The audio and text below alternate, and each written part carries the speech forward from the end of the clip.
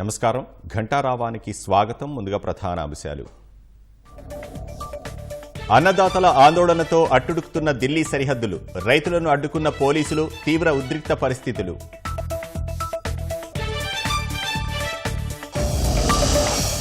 రణరంగాన్ని తలపించిన శంభు సరిహద్దు ప్రాంతం, బాష్పవాయువు, జలఫిరంగులు ప్రయోగించిన పోలీసులు.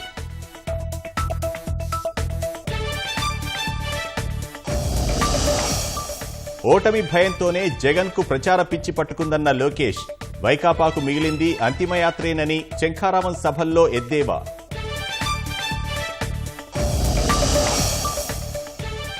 నిరుద్యోగుల సీఎం ఇంటి ముట్టడిలో ఉద్రిక్తత, అడ్డుకున్న పోలీసులు, యువకులకు స్వల్ప గాయాలు.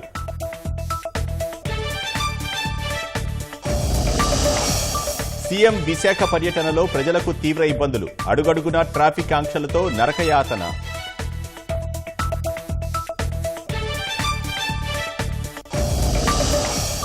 రైతులను జగన్ నట్టేట ముంచారన్న పురంధేశ్వరి, ఉపాధి హామీ నిధులను రాష్ట్రం దారి మళ్లించిందని ఆరోపణ.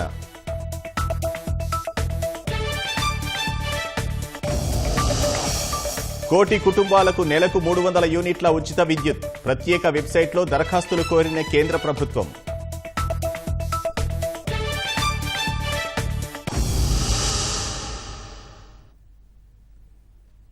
డిమాండ్ల సాధనకై ఢిల్లీ బాట పట్టిన రైతు సంఘాలను హర్యానా, పంజాబ్ సరిహద్దు వద్ద పోలీసులు అడ్డుకోవడంతో తీవ్ర ఉద్రిక్తత కొనసాగుతోంది.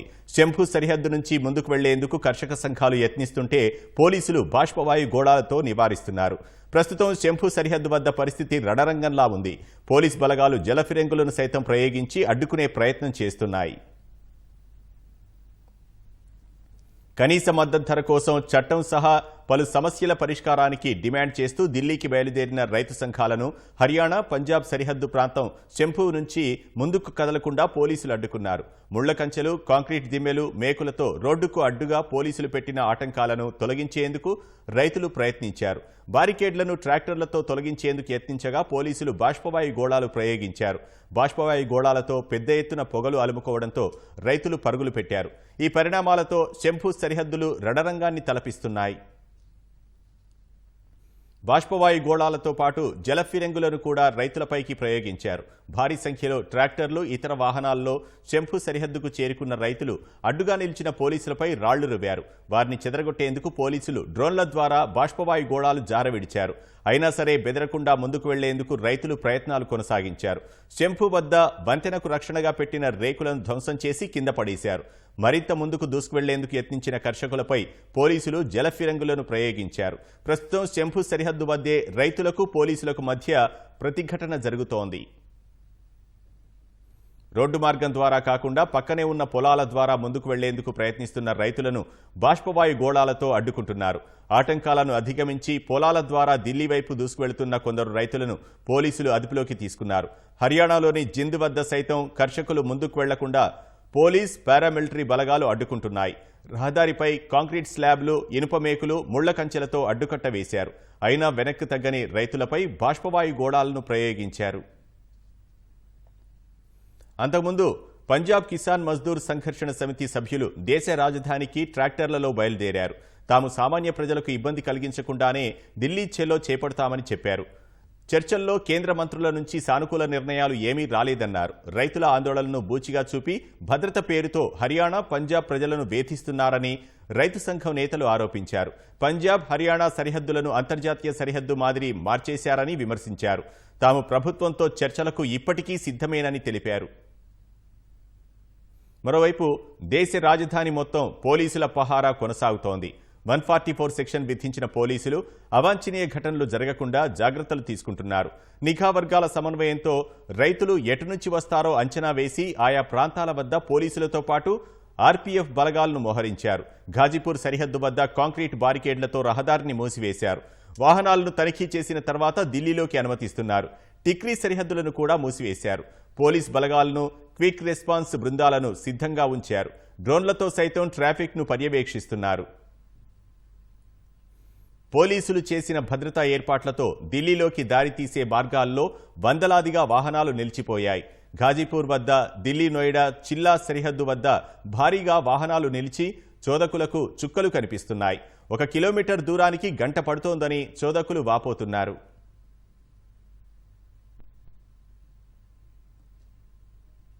సమస్యల పరిష్కారం ఢిల్లీ యాత్ర చేపట్టిన రైతులను పోలీసులతో అడ్డుకోవడంపై కాంగ్రెస్ అగ్రనేత రాహుల్ గాంధీ మండిపడ్డారు. భారత్ జోడో న్యాయ యాత్రలో భాగంగా ఆయన ఛత్తీస్గఢ్లోని అంబికాపూర్లో పర్యటించారు. అక్కడ నిర్వహించిన సభలో కాంగ్రెస్ అధ్యక్షుడు మల్లికార్జున ఖర్గేతో కలిసి పాల్గొన్నారు. ఈ సందర్భంగా తమ ప్రభుత్వం వస్తే రైతుల డిమాండ్లు నెరవేరుస్తామని రాహుల్ గాంధీ ప్రకటించారు. आज किसान दिल्ली की ओर चले जा रहे हैं, पैदल जा रहे हैं, उनको रोका जा रहा है, उन पे टीयर गैस चलाई जा रही है, उनको जेल में भरा जा रहा है। और वो क्या कह रहे हैं? सिर्फ ये कह रहे हैं कि हमारी मेहनत का फल हमें मिलना चाहिए। स्वामीनाथन जी को बीजेपी की सरकार ने भारत रत्न दिया, मगर जिस चीज के लिए स्वामीनाथन जी ने अपनी जिंदगी दी, हिंदुस्तान के किसानों के लिए जो उन्होंने मेहनत की, जो स्वामीनाथन जी ने कहा, उसको करने के लिए तैयार नहीं। इसका क्या मतलब है? स्वामीनाथन जी ने अपनी रिपोर्ट में साफ कहा है कि किसानों को लीगल राइट एमएसपी की मिलनी चाहिए। वो बीजेपी की सरकार नहीं कर रही कि इंडिया की सरकार आएगी तो हम एमएसपी की गारंटी हिंदुस्तान के किसानों को देंगे। जो स्वामीनाथन रिपोर्ट में लिखा है वो हम पूरा करके आपको दे देंगे। తమ డిమాండ్లు నెరవేర్చుకోవాలని ఢిల్లీ చెలో ఆందోళనకు పిలుపునిచ్చిన రైతులు సుదీర్ఘ నిరసనకు సిద్ధమైనట్లు నిఘా వర్గాలు వెల్లడించాయి. అందుకోసం 6 నెలలకు సరిపడా రేషన్ను, డీజిల్ను రైతులు తమ వెంట తెచ్చుకున్నట్లు పేర్కొన్నాయి. మారుమూల మార్గాల ద్వారా ఢిల్లీలోకి వెళ్లాలని రైతులు ప్రణాళిక రచించినట్లు తెలిపాయి. ఢిల్లీకి దారితీసే అన్ని ప్రధాన మార్గాల్లో పోలీసులు బారికేడ్లు, ముళ్లకంచెలు ఏర్పాటు చేయడంతో హస్తినలోకి వెళ్లేందుకు రైతులు ఓ ప్రణాళికతో ఉన్నట్టు నిఘా వర్గాలు తెలిపాయి. ఢిల్లీ చలో మార్చును పోలీసులు అడ్డుకున్నా ఆందోళనలను సుదీర్ఘంగా కొనసాగించేందుకు కర్షకులు సిద్ధమైనట్టు పేర్కొన్నాయి. అందుకోసం 6 నెలలకు సరిపడా రేషన్, ప్రయాణానికి కావలసిన డీజిల్ను తెచ్చుకున్నట్టు తెలిపాయి.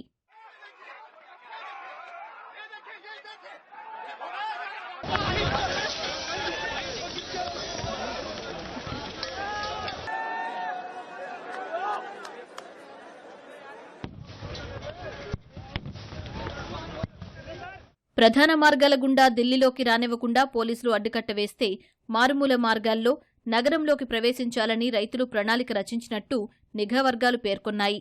అందుకు సుదూర ప్రాంతాలను ఎంచుకున్నట్టు చెప్పాయి. నిఘా వర్గాలు తెలిపిన ఈ విషయాలు వాస్తవమేనని పలువురు రైతులు చెప్పినట్టు జాతీయ వార్తా సంస్థలు వెల్లడించాయి.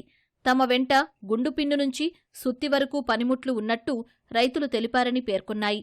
పోలీసులు ఏర్పాటు చేసిన కాంక్రీటు దిమ్మెలు, బారికేడ్లు, ముళ్లకంచెలు తొలగించగలమని కర్షకులు చెప్పినట్టు తెలిపాయి.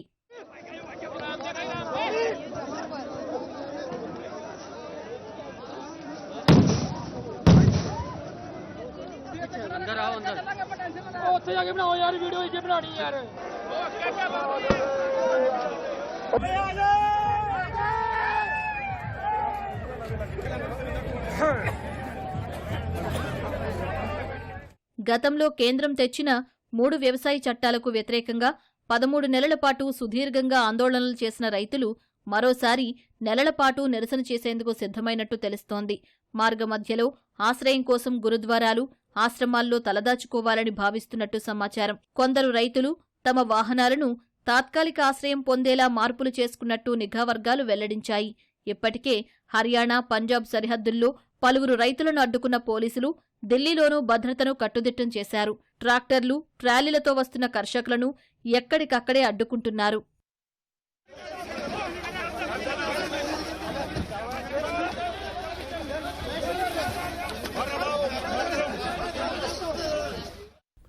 జగన్కు ప్రచార పిచ్చి పట్టుకుందని, అందుకే కోట్లు ఖర్చు పెట్టి ఆయనపైనే సినిమాలు తీయించుకుంటున్నారని తెలుగుదేశం జాతీయ ప్రధాన కార్యదర్శి లోకేష్ విమర్శించారు. పార్టీ ఎమ్మెల్యేలు డబ్బులు పెట్టి టికెట్లు కొంటున్నా ఆయన్ను తెరపై చూసేందుకు ఎవరూ ఇష్టపడడం లేదన్నారు. ఊరూరా బోర్డులు పెట్టించుకున్నారని లోకేష్ ఎద్దేవా చేశారు. సొంత ఇంట్లో వాళ్లే జగన్ను నమ్మడం లేదని, ఇక ప్రజలేం నమ్ముతారని ప్రశ్నించారు. నారా లోకేష్ చేపట్టిన ఎన్నికల శంఖారావం యాత్ర ఉత్తరాంధ్రలో కొనసాగుతోంది. పాతపట్నం బహిరంగ సభలో పాల్గొన్న లోకేష్ వైకాపా ప్రభుత్వంపై తీవ్ర విమర్శలు చేశారు. నిరుద్యోగ యువతను జగన్ మోసం చేశారని, బీసీ ఎస్సీ స్టడీ సర్కిళ్లు ఎత్తివేశారని, తూతూ మంత్రంగా డీఎస్సీ నోటిఫికేషన్ విడుదల చేశారని లోకేష్ విమర్శించారు. జగన్ డబ్బులిచ్చి ఎంత ప్రచారం చేసుకున్నా చంద్రబాబు దరిదాపుల్లో కూడా రాలేరన్నారు. జగన్కి ఒక శాపం ఉంది. ఆ శాపం ఏంటంటే నిజం చెప్తే తల 100 ముక్కలుగా పగులుతుంది. రోజుకొక అబద్ధం, రోజుకొక మోసం. అసలు మోసానికి ప్యాంటు షర్ట్ వేస్తే అచ్చు జగన్ లాగా ఉంటుంది. బీసీ స్టడీ సర్కిల్ మూసేశారు, ఎస్సీ స్టడీ సర్కిల్ మూసేశారు, పీజీ ఫీ రీంబర్స్మెంట్ ఎత్తేశారు, విదేశీ విద్య కూడా కట్ చేశారు. అంతెందుకు ఎన్నికల ముందల 6500 కానిస్టేబుల్ పోస్టులు ప్రతి సంవత్సరం భర్తీ చేస్తానని హామీ ఇచ్చి ఈ రోజు మాట తప్పాడు ఈ జగన్. జగన్ ఒక బిల్డప్ బాబాయ్. అందుకే కోట్ల రూపాయలు ఖర్చు పెట్టి యాత్ర 2 సినిమా తీశాడండి. కానీ ఇప్పుడు అది వైకాపా పార్టీకి అంతిమ యాత్రగా మారిపోయింది. వాళ్ళ సొంత పార్టీ ఎమ్మెల్యేలు టిక్కెట్లు కొంటున్నారు, ప్రజలకి డబ్బులిచ్చి దయచేసి సినిమా చూడండి అంటున్నారు. జగన్ అంటే ఒక జైల్, బాబు గారంటే ఒక బ్రాండ్. జగన్ ని చూస్తే కోడి కత్తి గుర్తొస్తుంది, అదే బాబు గారిని చూస్తే కియా కార్ గుర్తొస్తుంది. జగన్ ని చూస్తే ఒక ప్రిజనరీ కంపడతాడు, అదే బాబు గారిని చూస్తే ఒక విజనరీ ఈ రోజు మనకు కంపడతారు. ఇంకా ఉత్తరాంధ్రకి గతంలో ఎట్లయితే అనంతపూర్ కి కియా మోటార్స్ తీసుకొచ్చామో అదే రీతిలో ఉత్తరాంధ్ర కూడా పరిశ్రమలు తీసుకొచ్చే బాధ్యత వ్యక్తిగతంగా లోకేష్ తీసుకుంటాడు. నా పైన ఎస్సీ ఎస్టీ కేసు ఉంది, నా పైన అటెంప్ట్ మర్డర్ కేసు ఉంది. కానీ వైకాపా నాయకులు చెప్పా, ఈ లోకేష్ తగ్గేదే లేదు.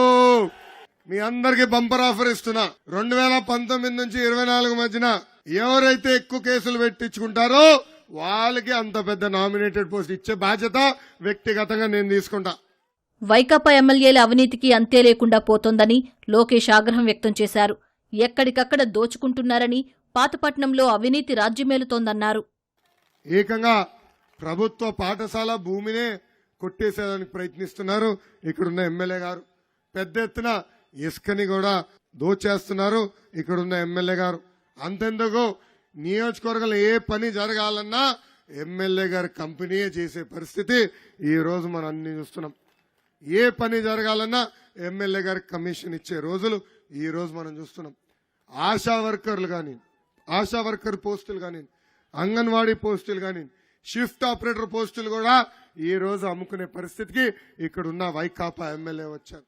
అనంతరం పాలకొండ చేరుకున్న లోకేష్ కు ప్రజలు బ్రహ్మరథం పట్టారు. జగన్కు ఇంకోసారి అవకాశమిస్తే ప్రజల భూములను కూడా కాజేస్తారని, ఎట్టి పరిస్థితుల్లో వైకాపాను నమ్మొద్దని లోకేష్ హితవు పలికారు. ఈ జగన్ కి రంగులు బొమ్మలంటే బాగా ఇష్టం. మనం కట్టినీళ్ళకి రంగులేసి ఆయన కట్టినట్టు చెప్తాడు. మనం పెట్టిన అన్న క్యాంటీన్కి రంగులేసి సచివాలయం ఏర్పాటు చేసామని చంకలు గుద్దుకుంటాడు. ఇంతేకాదు, ఇప్పుడు మనం భూమి కొనినా లేదంటే పూర్వీకులు మనకి భూమి ఇస్తే ఆ భూమి పట్టాల పైన కూడా ఆయన ఫోటో పెడుతున్నాడు. ఇప్పుడు నాకు అర్థమైంది ఎందుకు మీ బిడ్డ మీ బిడ్డ అంటాడు. ఎందుకు చెప్తున్నా అంటే రేపు అధికారులకు వచ్చిన తర్వాత నేను మీ బిడ్డను కదా, మీ భూములు తిరిగి నాకే ఇవ్వండి అని చెప్తాడు ఈ జగన్. అన్న పొలంలో సర్వే జరిగితే ఆ సర్వే రాలిపోయిన ఆయన మొహం ఎందుకురా బాబు. ఈ మధ్యన నేను చూస్తున్నా, నువ్వే మా నమ్మకం అని కొత్త బోర్డులు తీసుకొచ్చారు వైకాపా నాయకులు. మీ తల్లి చెల్లియే మిమ్మల్ని నమ్మట్లేదు, ఇంకా మేము ఎట్లా నమ్మాలి అని అడుగుతున్నాం. హైదరాబాద్ నుంచి అమరావతి చేరుకున్న తెలుగుదేశం అధినేత చంద్రబాబు రాజ్యసభ ఎన్నికకు అభ్యర్థిని పెట్టాలా వద్దా అనే అంశంపై కసరత్తు చేపట్టారు. ఏపీలో 3 రాజ్యసభ స్థానాలకు ఈ నెల 15తో నామినేషన్ల స్వీకరణ గడువు ముగియనుంది. అభ్యర్థిని నిలబెడితే మద్దతిస్తామంటూ తెలుగుదేశం నేతలతో వైకాపా అసంతృప్తి ఎమ్మెల్యేలు సంప్రదింపులు చేస్తున్నట్లు సమాచారం. తమ అసంతృప్తుల జాబితా సుమారు 70 మంది వరకు ఉన్నట్లు వారు వివరాలు అందజేస్తున్నారని తెలిసింది. గంటా శ్రీనివాసరావు రాజీనామా ఆమోదంతో తెదేపా ఎమ్మెల్యేల బలం 22కు చేరడంతో రాజ్యసభ ఎన్నికల్లో ఓటు హక్కు కోసం గంటా న్యాయ పోరాటం చేస్తున్నారు. ఒక రాజ్యసభ అభ్యర్థి గెలుపు కోసం సుమారు 44 మంది ఎమ్మెల్యేల మొదటి ప్రాధాన్యం ఓట్ల అవసరం ఉంది. ఈ నెల 27న రాజ్యసభ ఖాళీలకు పోలింగ్ జరగనుంది. వైకాపా 3 స్థానాలకు ఇప్పటికే అభ్యర్థుల్ని ప్రకటించగా ఆ పార్టీ తరఫున వైవి సుబ్బారెడ్డి, మేడా రఘునాథరెడ్డి, గొల్ల బాబురావు నామినేషన్ దాఖలు చేశారు. ఎన్నికలు సమీపిస్తున్న వేళ సీఎం జగన్ దగా డీఎస్సీ ఇచ్చారని రాష్ట్ర వ్యాప్తంగా నిరుద్యోగులు రోడ్డెక్కారు. పాదయాత్ర సమయంలో ఇచ్చిన హామీ ప్రకారం మెగా డీఎస్సీ చేయాలని డిమాండ్ చేశారు. మెగా డిఎస్సి ప్రకటించకపోతే రాష్ట్ర వ్యాప్తంగా ఆందోళనలు ఉధృతం చేస్తామని హెచ్చరించారు. నిరుద్యోగులను మోసం చేసిన సీఎం జగన్కు తగిన బుద్ధి చెబుతామని ఉద్ఘాటించారు.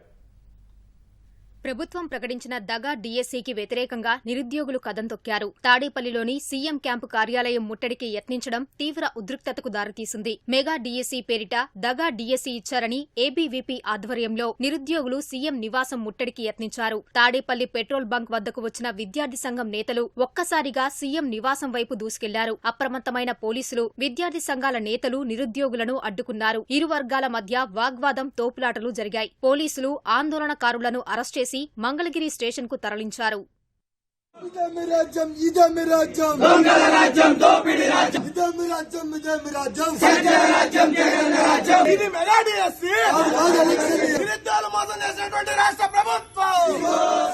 డిఎస్సీ వదులుతాడని కళ్ళు కాయలు చేసుకొని చూస్తా ఉన్నటువంటి నిరుద్యోగ యువత మొత్తాన్ని మోసం చేస్తూ 5 ఏళ్ల తర్వాత ఎలక్షన్ స్టంట్ గా ఎలక్షన్స్ లో జనాల్ని గొర్రెలను చేయడానికి జగన్మోహన్ రెడ్డి 6,000 పోస్టులతో డిఎస్సీ వదలడం జరిగింది. మైక్ కొడతా ఉన్నావు, అక్క అన్నావు, అన్న అన్నావు, అవ్వ అన్నావు, తాత అన్నావు. ఆ రోజు ఏం చెప్పినావు? 25,000 పోస్టులతో మెగా డిఎస్సీ వదులుతాను, ఏ యొక్క గవర్నమెంట్ పాఠశాలలో ఏకోపాధ్యాయ పాఠశాలలో ఉండవు, నేను వచ్చిన తర్వాత నాడు నేడు పెట్టాను, లేదా విద్యార్థులందరికీ మంచి బోధన సిబ్బందిని పెడతానని చెప్పినటువంటి జగన్మోహన్ రెడ్డి ఈ రోజు డిఎస్సీ ద్వారా 6,000 పోస్టులు వదలడం అనేది దగాకోరుతనంగా ఏబీవీపీ భావిస్తా ఉంది. ప్రతి సంవత్సరం జాబ్ క్యాలెండర్ విడుదల చేస్తాను.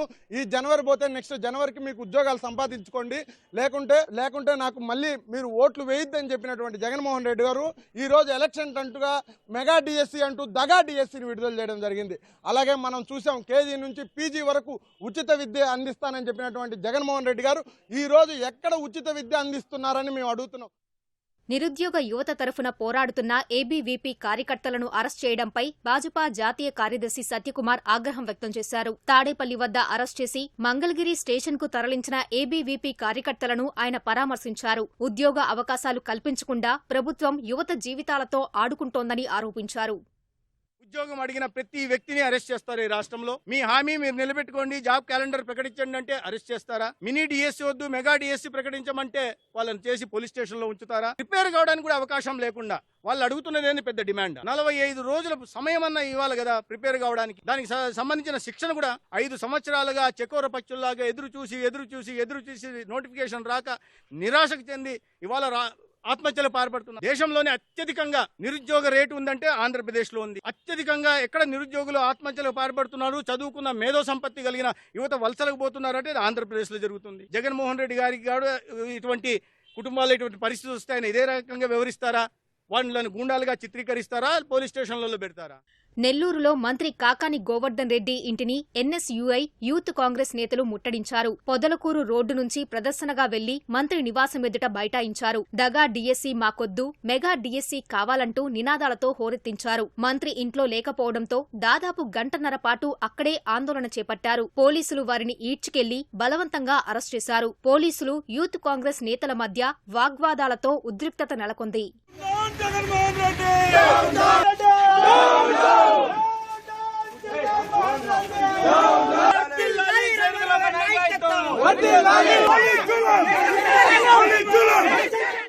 అనంతపురం జిల్లా కళ్యాణదుర్గంలో తెలుగు యువత టీఎన్ఎస్ఎఫ్, ఏఐవైఎఫ్ నేతలు ఎన్టీఆర్ భవన్ నుంచి టీకుడలి వరకు ర్యాలీ నిర్వహించారు. అక్కడ బైఠాయించి ప్రభుత్వానికి వ్యతిరేకంగా నినదించారు. అనంతరం ఆర్డీఓ కార్యాలయానికి వెళ్లి అక్కడ బైఠాయించి నిరసన తెలిపారు. ఆర్డీఓకు తమ డిమాండ్లతో కూడిన వినతిపత్రాన్ని అందజేశారు.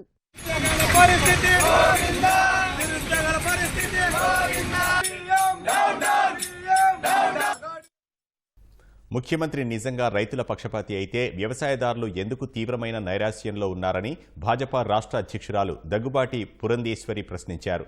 వ్యవసాయ, ఉద్యాన, పశుసంవర్ధక, మత్స్య ఉత్పత్తులను పతనమవుతున్నా వాటిని ఎందుకు పరిగణలోకి తీసుకోలేకపోతున్నారని ధ్వజమెత్తారు. 90% పైగా రైతులు అప్పుల్లో ఉన్నారన్నారు.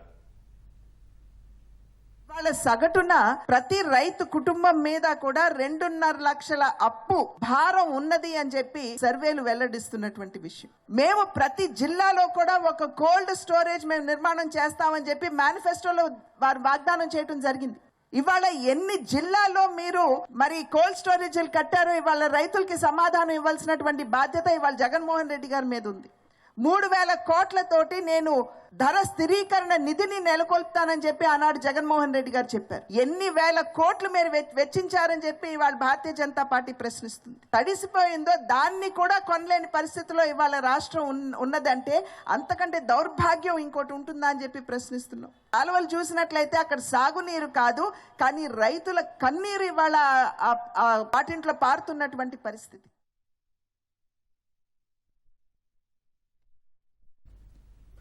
రాష్ట్రంలో సీఎం జగన్ ఎక్కడ పర్యటించినా అక్కడి ప్రజలకు అవస్థలు తప్పడం లేదు. ఆడుదాం ఆంధ్ర ముగింపు సభ కోసం ముఖ్యమంత్రి విశాఖకు వెళ్లగా అధికారులు అత్యుత్సాహం ప్రదర్శించి ఎక్కడికక్కడ ట్రాఫిక్ నిలిపివేశారు. ఫలితంగా వాహనదారులకు చుక్కలు కనిపించాయి. బస్సులు కూడా సభకు తరలించడంతో ప్రయాణికులు తీవ్ర ఇబ్బందులు పడ్డారు.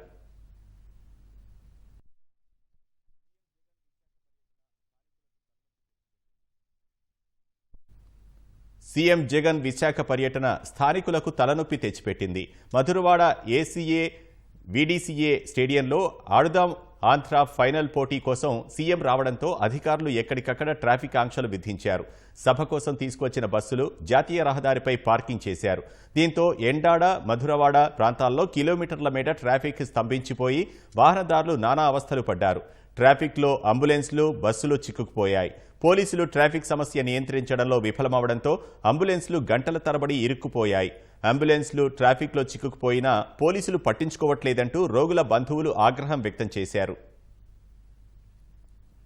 సీఎం సభ కోసం ప్రజలను తరలించేందుకు అధికారులు భారీగా బస్సులు సమీకరించారు. దాదాపుగా నగరంలోని ఆర్టీసీ బస్సులన్నీ సభకే కేటాయించి డ్వాక్రా మహిళలు, పింఛన్ పొందుతున్న లబ్ధిదారులను సభకు తరలించారు. బస్సులన్నీ సభకు వెళ్లడంతో సిటీ బస్ స్టాండ్లో విద్యార్థులు, ఉద్యోగులు, ప్రయాణికులు తీవ్ర ఇబ్బందులు పడ్డారు. సీఎం పర్యటనకు తమకు ముప్పు తిప్పలు పెట్టిందని ఆవేదన వ్యక్తం చేశారు. అధికారులు ఎంతో కష్టపడి ప్రజలను సభకు తరలించినప్పటికీ సీఎం రాకముందే చాలామంది ఇంటిబాట పట్టారు. దేశవ్యాప్తంగా 1 కోటి కుటుంబాలకు నెలకు 300 యూనిట్ల విద్యుత్ను ఉచితంగా అందించేందుకు వీలుగా కేంద్రం సరికొత్త పథకాన్ని ప్రారంభించింది. ఇందుకోసం ప్రత్యేక వెబ్సైట్లో దరఖాస్తు చేసుకోవాలని ప్రజలకు సూచించింది. సౌర విద్యుత్ వినియోగాన్ని మరింత విస్తరించి సామాన్యులపై విద్యుత్ ఛార్జీల భారం తగ్గించేలా ఈసారి బడ్జెట్లో కేంద్రం కీలక ప్రకటన చేసింది. ఇందులో భాగంగా 1 కోటి ఇళ్లకు ఉచిత విద్యుత్ను అందించేందుకు వీలుగా పీఎం సూర్యఘర్ ముఫ్త్ బిజ్లీ యోజన పథకాన్ని ప్రారంభించింది.